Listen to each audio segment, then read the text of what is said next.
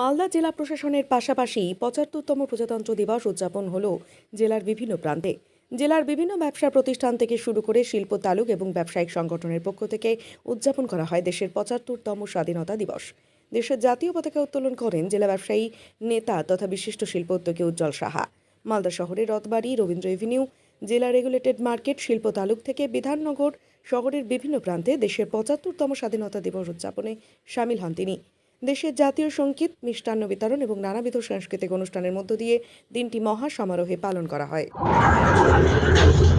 আজকে দেশ ও জাতির সঙ্গে মহা সমারোহে আমাদের মালদা জেলাতেও সমস্ত ব্যবসায়ী প্রতিষ্ঠান, কলকারখানা, ইন্ডাস্ট্রি, ফ্যাক্টরি, বিভিন্ন ব্যবসায়ী সংগঠন যথাযোগ্য মর্যাদায় আজকে প্রজাতন্ত্র দিবস আমরা পালন করছি এবং আমরা দেশমাতৃকাকে আমরা আজকে প্রজাতন্ত্র দিবস পালনের মাধ্যমে দেশের মঙ্গল কামনা করছি, দেশের মঙ্গল কামনা করছি, অর্থনৈতিক শ্রীবৃদ্ধি কামনা করছি।